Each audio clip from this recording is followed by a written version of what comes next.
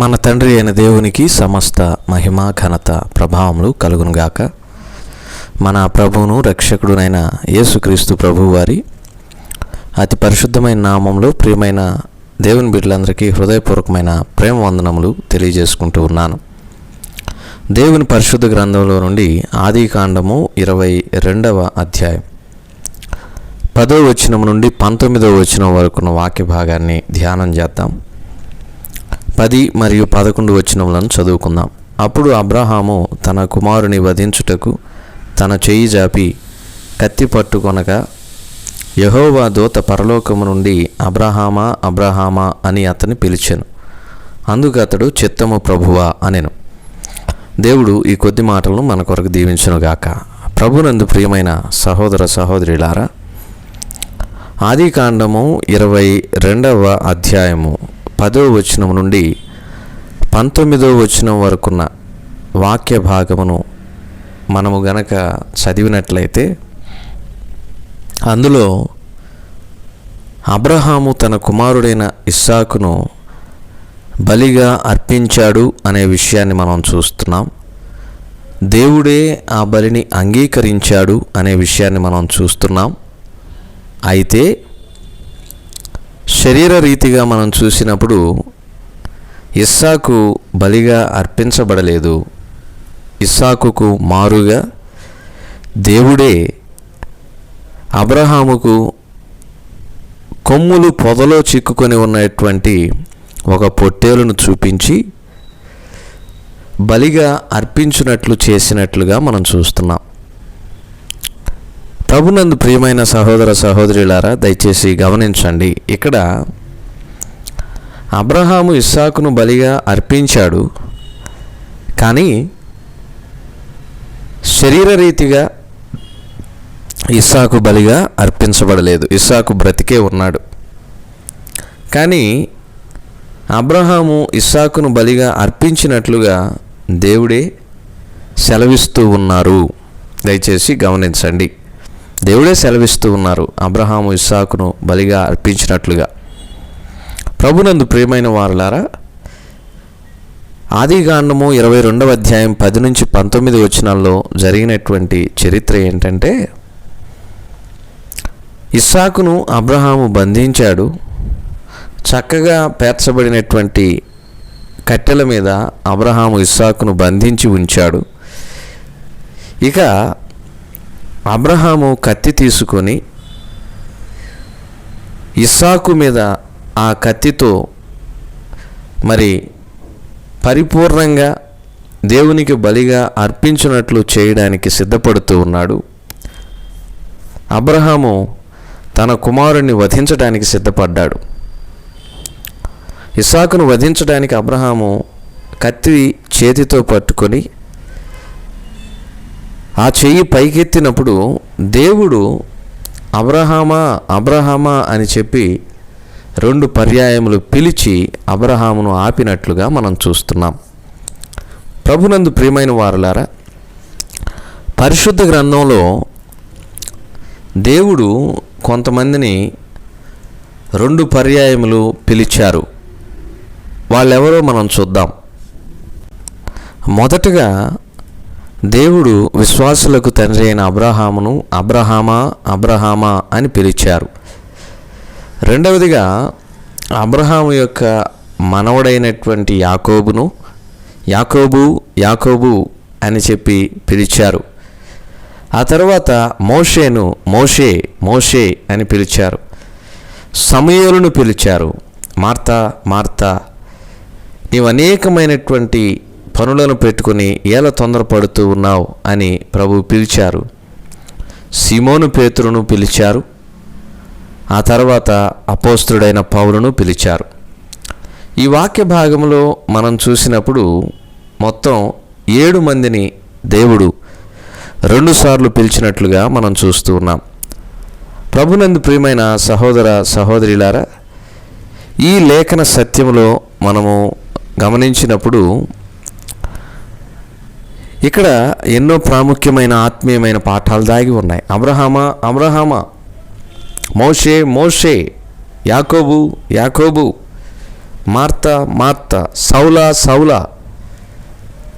ప్రభునందు ప్రియమైన సహోదర సహోదరులారా, ఒక వ్యక్తిని మనం పేరుతోటి 2 సార్లు ఎప్పుడు సంబోధిస్తాం, ఎప్పుడు పిలుస్తామంటే ఏదైనా ఒక పని జరుగుతూ ఉన్నప్పుడు వెంటనే దాన్ని ఆపాలి అనుకున్నప్పుడు కొంచెం కమాండింగ్తోనూ ఒకంత గద్దింపుతోనూ మనం పేరు పెట్టి ఒక వ్యక్తిని వెంటనే 2 సార్లు సంబోధిస్తాం లేక పిలుస్తాం.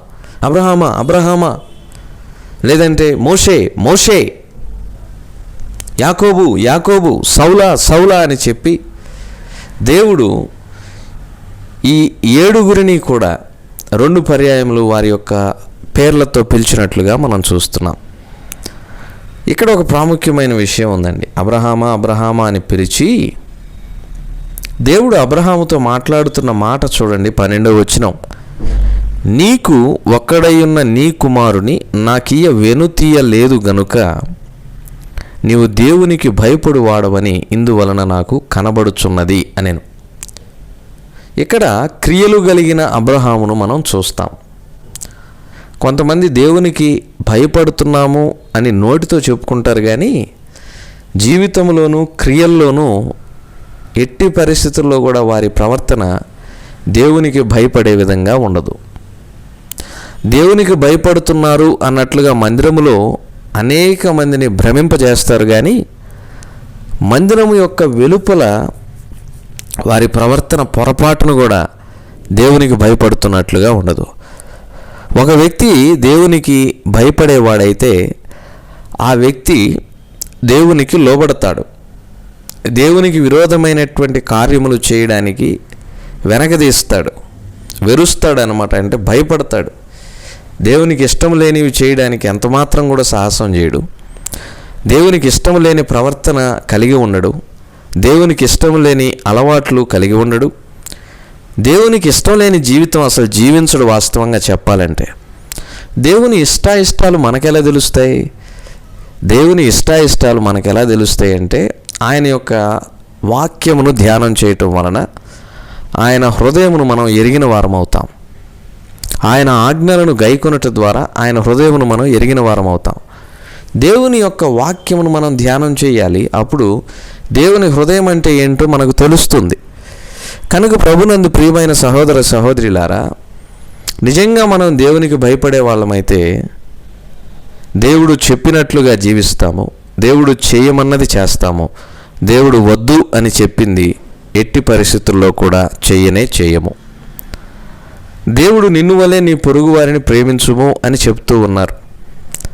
అది చేసేటటువంటి వారు నిజంగా దేవునికి భయపడేవారు. భయపడే వారిలో లోబడటం ఉంటుంది, భయపడే వారిలో విధేయత ఉంటుంది, మాట వినడం ఉంటుంది. మరి దేవుడు ఒక మాట చెప్పినప్పుడు ఆ మాటను మనం పాటించట్లేదంటే, దేవుడు మనకు ఒక పని చెప్పినప్పుడు ఆ పని మనం చేయట్లేదంటే మనం ఆయనకు లోబడట్లేదని అర్థం. ఆయనకు లోబడటం లేదంటే మనకు ఆయన అంటే ఏమి లేదు, భయం లేదని అర్థం. కాబట్టి దేవుని మాటలన్నీ కూడా పరిశుద్ధ గ్రంథంలో చక్కగా పొందుపరచబడ్డాయి. అబ్రహాము దేవుని మాట విన్నాడు, దేవునికి లోబడ్డాడు. ఇస్సాకు దేవుని మాట విన్నాడు, దేవునికి లోబడ్డాడు. యాకోబు దేవుని మాట విన్నాడు, దేవునికి లోబడ్డాడు. యోసేపు దేవుని మాట విన్నాడు, దేవునికి లోబడ్డాడు. మోషే దేవుని మాట విన్నాడు, దేవునికి లోబడ్డాడు. యెహోషువ దేవుని మాట విన్నాడు, దేవునికి లోబడ్డాడు. సమూయేలు దేవుని మాట విన్నాడు, దేవునికి లోబడ్డాడు. దావీదు దేవుని మాట విన్నాడు, దేవునికి లోబడ్డాడు. ప్రభునందు ప్రియమైన సహోదర సహోదరులారా, దేవుని మాట విని దేవునికి లోబడేవారుగా ఉండేవారే నిజంగా దేవుని ఎడల భయభక్తులు కలిగినటువంటి వారు.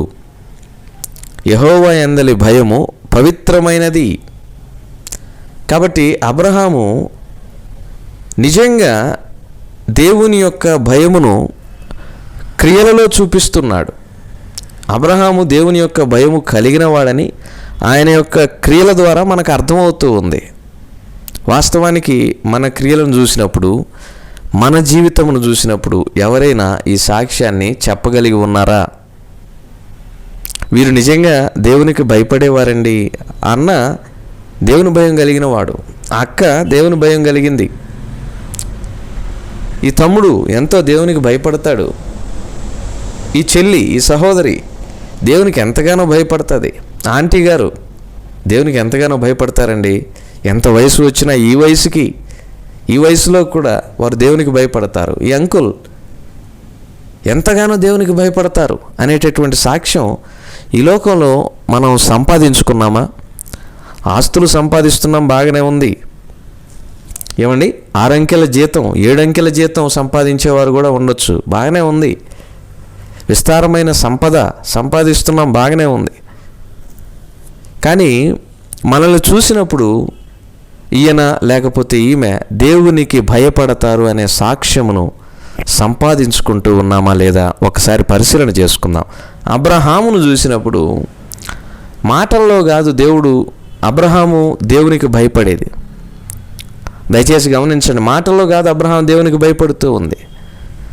అబ్రహాము తాను దేవుని ఎడల కలిగి ఉన్న భయాన్ని క్రియల్లో చూపిస్తున్నాడు. తనకు ఒక్కడై ఉన్నటువంటి తన ప్రియమైన కుమారుడైన ఇస్సాకును బలిగా అర్పించడానికి అబ్రహాము ఏమాత్రం కూడా వెనుక తీయట్లేదు. ఇందును బట్టి దేవునికే అర్థమైపోయింది అబ్రహాము నిజంగా దేవునికి భయపడేవాడని. ఏదో మాటల్లో భక్తిని ప్రదర్శించేవాడు కాదు అని, పైపైన భక్తి కలిగిన వాడు కాదు అని అబ్రహామును చూసినప్పుడు దేవునికి అర్థమైపోయింది. అబ్రహాము క్రియలను చూసినప్పుడు దేవునికి అర్థమైపోయింది. దేవుడు ఎప్పుడూ కూడా క్రియలను చూస్తాడు. మనుషులు మాటలకు పడిపోతారు, మనుషులు మాటలకు వల్లో పడిపోతారు. కానీ అబ్రహాం ఎప్పుడూ కూడా క్రియలు కలిగి జీవించాడు. కనుక దేవుడు అబ్రహాము యొక్క క్రియలను బట్టి అంటూ ఉన్నాడు, నువ్వు దేవునికి భయపడువాడవని నాకు అర్థమైంది. కాబట్టి నువ్వు ఎత్తినటువంటి కత్తి నీ కుమారుడైన ఇస్సాకు మీద నుండి తీసేయి. ఇదిగో అతనికి మారుగా పొదలో కొమ్ములు తగులుకొని ఉన్నటువంటి పొట్టేలు ఉంది, దాన్ని నువ్వు దహన బలిగా అర్పించు అని చెప్పినప్పుడు అబ్రహాము ఆ పొట్టేలును బలిగా అర్పించి ఆ స్థలానికి యెహోవా ఈరే అనే ఒక మంచి పేరును పెట్టినట్లుగా మనం చూస్తున్నాం. ఆదికాండము 22వ అధ్యాయంలో 14వ వచనం, అబ్రహాము ఆ చోటికి యెహోవా ఈరే అను పేరు పెట్టెను, అంటే యెహోవా చూచుకొనును. నిజంగా మన దేవుడు చూచే దేవుడు. ఆదికాండం 16:13 ఐగుప్తు దాసి అయిన హాగరు పెట్టింది, చూచుచున్న దేవుడవు నీవే అనే పేరు దేవునికి. ఆయన చూచే దేవుడు. అన్యజనుల దేవతలు కన్నుండి చూడలేవని దేవుని వాక్యంలో రాయబడి ఉంటే మన దేవుడు జీవం కలిగిన దేవుడు, ఆయన చూచే దేవుడు. ఆయన మన పరిస్థితిని చూస్తున్నాడు, మన శ్రమను చూస్తున్నాడు, మన స్థితిని చూస్తున్నాడు, మన కష్టములను చూస్తున్నాడు, మన శ్రమలను చూస్తున్నాడు, మన కొరతలను చూస్తున్నాడు, మనల్ని పరిపూర్ణంగా చూస్తున్నాడు. ఆయన దృష్టికి మరుగై ఉండే సృష్టం లేదని హెబ్రీ పత్రిక 4:13 దేవుని వాక్యం సెలవిస్తుంది. కనుక మన దేవుడు మనలను చూచే దేవుడు, మన అవసరతలను చూచుకునే దేవుడు. ఆ పేరును అబ్రహాము ఆ చోటికి పెట్టినట్లుగా మనం చూస్తున్నాం. యెహోవా ఈరే, యెహోవా చూచుకొనును. ఆయనే చూసుకుంటాడు. మన రేపటిని ఆయన చూసుకుంటాడు, మన ప్రస్తుతమును ఆయన చూసుకుంటాడు. ప్రభునందు ప్రియమైన సహోదర సహోదరులారా, మన దేవుడు గొప్ప దేవుడు. అబ్రహామును దేవుడు ఆశీర్వదించాడు.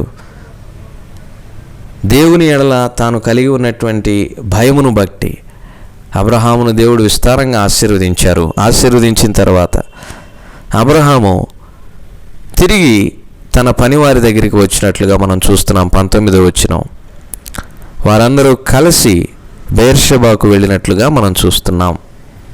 బెయేర్షెబా అనగా ప్రమాణపు బావి. ప్రభునందు ప్రియమైన సహోదర సహోదరులారా, అబ్రహాము పనివారు అందరూ కలిసి బెయేర్షెబాకు వెళ్ళారు. అబ్రహాము ఏం చెప్పాడు? ఆదికాండం 22:5 మరలా మీ యొద్దకు వచ్చేదము అన్నాడు. దేవుడు ఆ నోటి మాటను స్థిరపరిచి అబ్రహాము ఇస్సాకులు పనివారి దగ్గరికి రాగా వారందరూ కలిసి బెయేర్షెబాకు వెళ్ళినట్లుగా మనం చూస్తున్నాం. ప్రియమైన సహోదర సహోదరులారా, దేవుడు మనల్ని పరిశోధించినప్పుడు అబ్రహాం వలె మనం నిలవగలగాలి, గెలవగలగాలి. అబ్రహాము వలె దేవుని ఎడల భయము మనము కలిగిన వారమని క్రియలలో చూపించగలగాలి. అబ్రహాము ఇస్సాకుల వలె విధేయత, అబ్రహాము ఇస్సాకుల వలె ప్రభుని ఆరాధించినప్పుడు ఆయనను గూర్చినటువంటి సంభాషణ ఒక చక్కటి క్రమము కలిగినటువంటి వారముగా, దేవుని సన్నిధానంలో పూర్ణమైన భయభక్తులతో జీవించే వారంగా ఉండాలనే పాఠం ఆదికాండం 22వ అధ్యాయం 1 వచనం నుండి 19 వచనాల వరకున్న వాక్య భాగంలో మనం నేర్చుకోగలం. నేర్చుకున్న విషయాన్ని హృదయంలో భద్రం చేసుకుందాం, జీవితంలో ఆచరిద్దాం. దేవుడి కొద్ది మాటలను మన కొరకు దీవించునుగాక. ప్రార్థన. కనికరపూర్ణుడా, స్తోత్రములు చెల్లిస్తున్నాం. విత్తబడిన వాక్యమును నీరు కట్టి ఫలింపు చేయండి. ఆలకించిన మా ప్రియులను దీవించి దినమంతటి కొరకు మమ్మల్ని సిద్ధపరచమని మా రక్షకుడైన యేసుక్రీస్తు ప్రభు వారి పరిశుద్ధమైన నామములో ప్రార్థించి అడిగి వేడుకొంచున్నాము తండ్రి. ఆమెన్.